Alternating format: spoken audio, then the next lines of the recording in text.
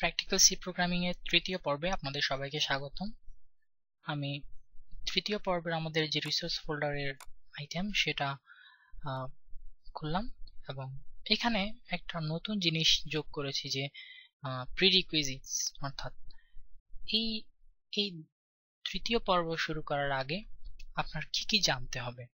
তো আমি একটা ছোট লিস্ট করে দিয়েছি। আপনি যদি এটা করতে চান আপনাকে যে যে বিষয়গুলো সম্পর্কে আইডিয়া থাকতে হবে সেটা হচ্ছে হোয়াট ইজ ভেরিয়েবল, ভেরিয়েবল কি, how the thing variable works, কিভাবে ভেরিয়েবল গুলা কাজ করে, what are the rules of declaring variables, how to assign values to a variable, what are the data types, know the data types of number 10, অর্থাৎ আপনি কি 10 সংখ্যাটার data type জানেন, what are the operators, how many mathematical operators does C have, অর্থাৎ C এ কতগুলো mathematical operator বিদ্যমান আছে, how to print the value of a variable, অর্থাৎ using printf function, অর্থাৎ একটা ভ্যারিয়েবলের মান অর্থাৎ অ্যাসাইন করা ভ্যালু কিভাবে আমরা printf ফাংশনের মধ্য দিয়ে প্রিন্ট করতে পারি সেই বিষয়টা আপনাকে জানতে হবে।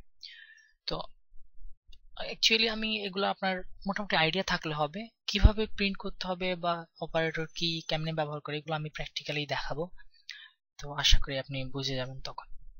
তো আমি এটা অফ করে দিলাম। এবার আমাদের কোয়েশ্চনটা দেখি।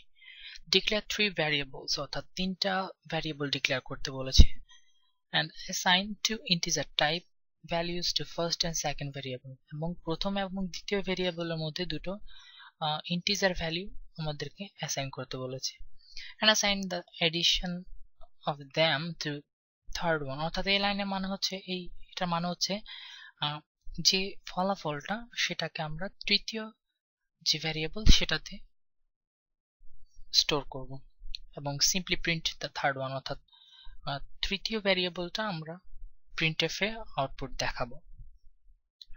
তো চলুন শুরু করা যাক। আমি এগুলো কেটে দিয়ে আমার কোড বক্স শুরু করলাম এবং দেখতে পাচ্ছেন যে আগেরটা এখনো খোলা, সো আমি আগেরটা কেটে দিই।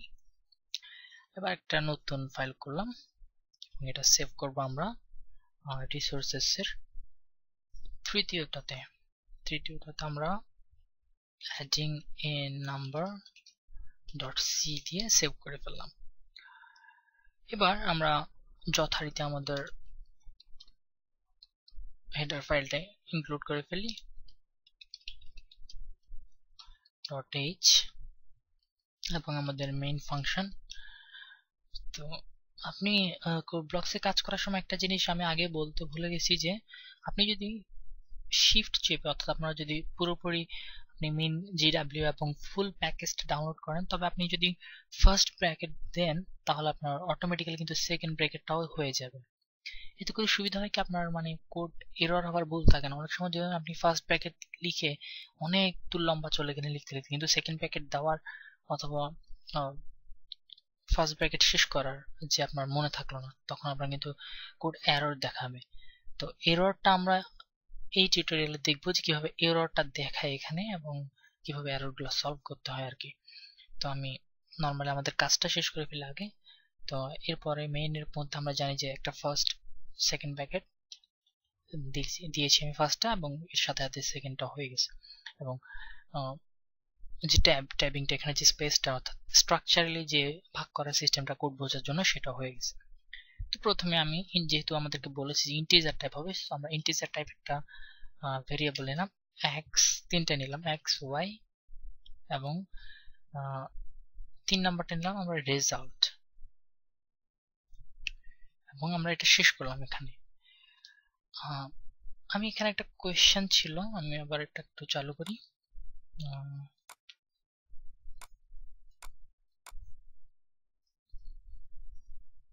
What are the rules of declaring variables? Variables declaration এর যে রুলগুলো সেগুলোর মধ্যে আমি এখানে কোর্স শেষে কিছু রিসোর্স আপনাদেরকে প্রোভাইড করব, যে রিসোর্সগুলোতে আপনি এই কোয়েশ্চেনগুলো আনসার পেতে পারেন। তো সিম্পলি কিভাবে একটা ভেরিয়েবল ডিক্লেয়ার করতে হয় আমরা দেখলাম যে তিনটা করলাম একসাথে। আমি যদি এখানে আরেকটা করি ইন্টিজার, আমি যদি আলাদা আলাদা করতে পারতাম সবগুলো, আমি আগে আলাদা করে দেখাই তারপর একসাথে। এক্স একটা ভেরিয়েবল ডিক্লেয়ার করলাম, তারপর ইন্টিজার, যেহেতু ইন্টিজার টাইপ করতে হলে ইন্টিজার ওয়াই করলাম এবং ইন্টিজার রেজাল্ট করলাম 3 নাম্বারটা। তো আমরা এখানে দেখতে পাচ্ছেন যে প্রত্যেকবারই ইন্টিজার ইন্টিজার লিখেছি। তো সিতে একটা সুবিধা হচ্ছে কি আপনি চাইলে ভেরিয়েবল একসাথে ডিক্লেয়ার করতে পারেন, অর্থাৎ ইন্টিজার এক্স কমা দিয়ে ওয়াই কমা দিয়ে এবং রেজাল্ট। এখানে আপনার যে সাজেশন আসতেছে সেগুলো আপনি ক্লিক করার দরকার নেই, জাস্ট আপনার লিখে কোলনটা দিয়ে দেবেন। এগুলো অ্যাডভান্স ফিচার, আমি আপনাদেরকে পরবর্তীতে এগুলো বিস্তারিত বলবো। এবং আমাদের কোয়েশ্চেন ছিল, আমরা এতটুকু অংশ কমপ্লিট করে ফেলছি, ডিক্লেয়ার 3 ভ্যারিয়েবলস। এবং যেহেতু এখানে বলে দিয়েছিল যে ইন্টিজার টাইপ, তো আমি ইন্টিজার এখানে টাইপও বলে দিলাম আর কি। তো এখন আমাদেরকে দুইটা ভ্যালু এটাতে অ্যাসাইন করতে হবে।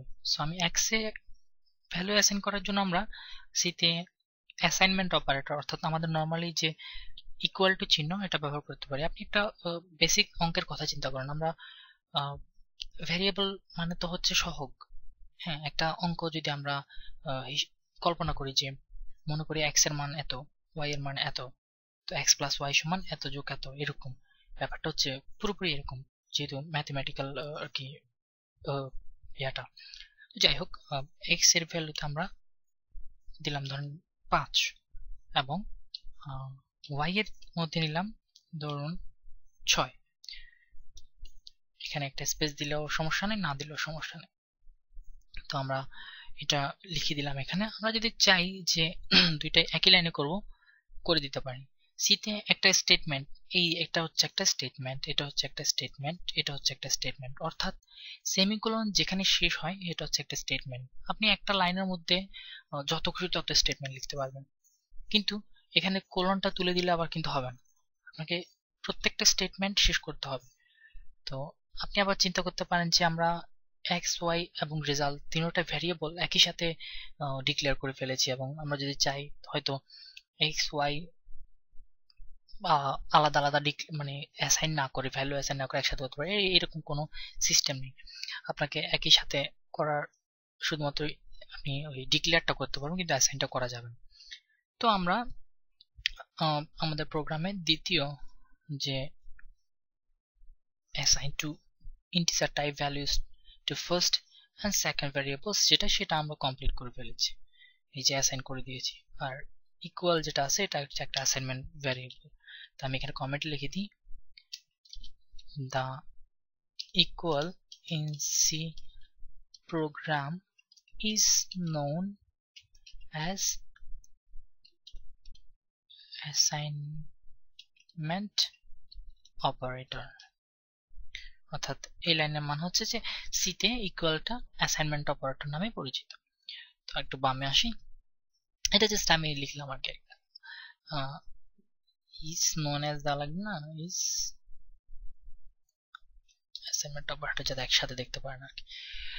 তো এরপরের লাইন আমরা ফাংশনটা সেভ করব। এখন আপনি চিন্তা করেন একটা নর্মাল ঐকিক নামের অঙ্ক চিন্তা করেন, মনে করি আমরা এক্স সমান এত, ওয়াই সমান এত। সুতরাং আমরা যদি এক্স ওয়াই এর ফলাফল লিখতে যাই তাহলে আমরা লিখবো যে এক্স, সুতরাং এক্স এবং ওয়াই এর যোগফল সমান এক্স প্লাস ওয়াই, এরকম। তো এখানে আমরা যেহেতু প্রোগ্রামে বলে দিয়েছিল যে আমাদেরকে assign the edition of them into the third one, অর্থাৎ আমাদের এই দুইটা যোগফল যে ভ্যালুটা হবে, অর্থাৎ আপনি নর্মালি চিন্তা করলে দেখবেন যে এক্স আর ওয়াই যোগ করে আমাদেরকে এর ফলাফল বের করতে হচ্ছে, ফলাফলটা 11 হবে, এবং আমাদেরকে বলছে যে এই ফলাফলটা ওই যে রেজাল্ট নামে যে ভ্যারিয়েবলটা এটার সাথে অ্যাসাইন করে দিতে। তো এবং এটা প্রিন্ট করতে আর কি, প্রিন্ট করাটা পরে আসতেছি, শুধুমাত্র অ্যাসাইন করাটা বলি। তো আমরা তাহলে অ্যাসাইন করার জন্য বাম পাশে আমাদেরকে ভ্যারিয়েবল নেম লিখতে হয়, রেজাল্ট, আমি লিখলাম রেজাল্ট এবং অ্যাসাইনমেন্ট অপারেটর দিলাম ইকুয়াল। এখন আমি এখানে সরাসরি 5 6 দিতে পারি, যেহেতু আমরা এই 5 কে x এর সাথে অ্যাসাইন করেছি সুতরাং আমরা x দিলাম এবং প্লাস দিলাম, আর y যেহেতু এখানে মানে 6 যেহেতু y এর সাথে অ্যাসাইন করেছি সেটা y দিয়েছি, এবং প্রত্যেকটা স্টেটমেন্ট যেহেতু কোলন দিয়ে ক্লোজ হয়েছে কোলনটা দিয়ে দিলাম। এখন আমি আবার সেভ করে ফেলি। হ্যাঁ, এই জিনিসটা আসলে ওই আমরা ঐকিক নামের মতো যেটা আমি একটু আগে বললাম।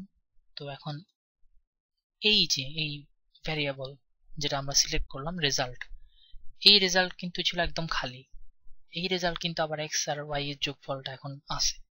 তো আমরা প্রোগ্রামের অর্থাৎ চতুর্থ যে স্টেপ এডিশন মানে দুইটা যোগফলকে আমরা এটার মধ্যে রেখেছি। এখন simply print the third one.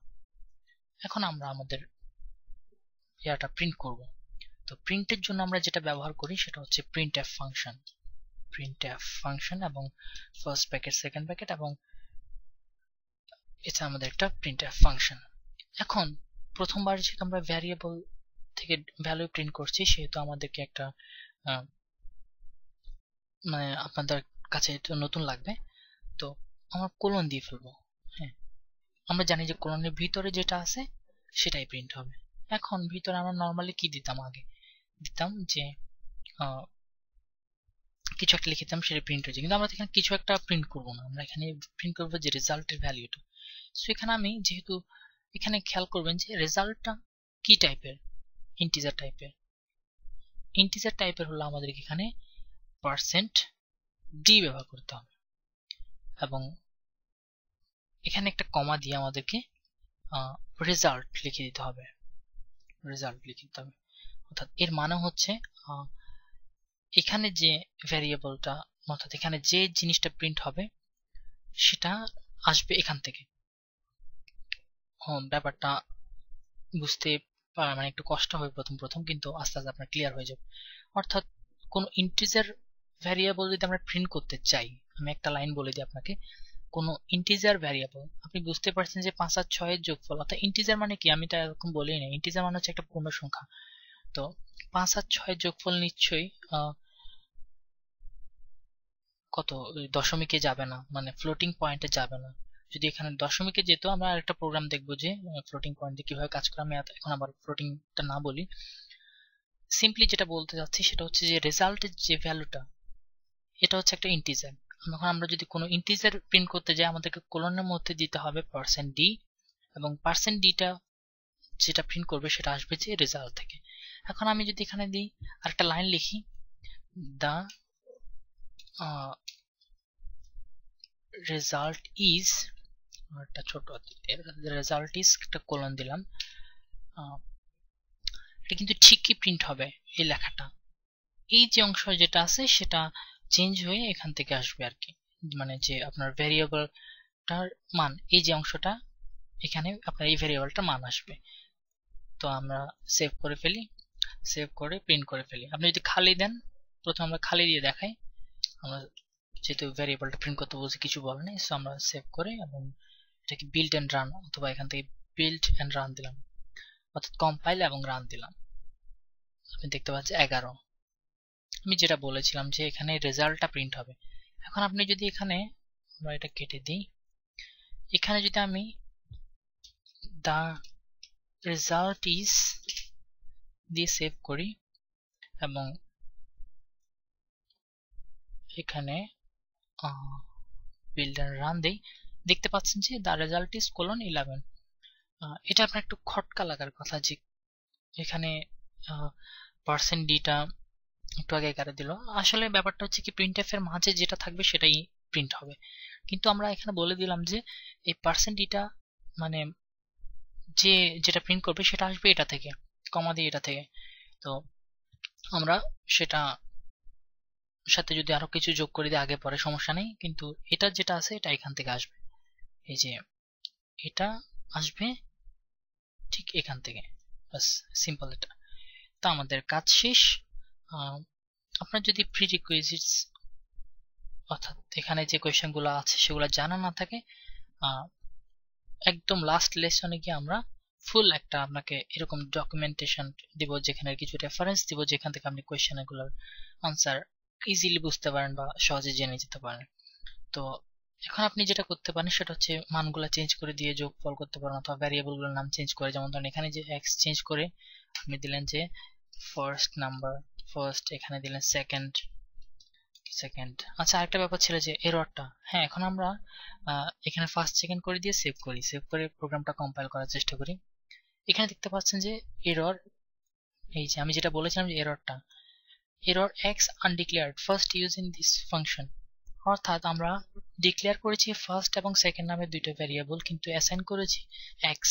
So আমরা যদি এখানে ফার্স্ট এবং এখানে সেকেন্ড লিখে দিই, এখানেও কিন্তু আমাদেরকে ফার্স্ট সেকেন্ড লিখে দিই এবং সেভ করে দিই, তাহলে দেখবেন যে আমাদের প্রোগ্রাম কিন্তু পারফেক্টলি রান করতেছে। অর্থাৎ আপনি যে ভেরিয়েবলগুলো ডিক্লেয়ার করবেন সেই ভ্যারিয়েবলগুলো হুবহু একদম এখানে যে রেজাল্ট লিখছেন এখানে রেজাল্টের একটা ওয়ার্ডও বাদ পড়া চলবে না, সেইগুলো লিখলে ইজিলি হয়ে যাবে।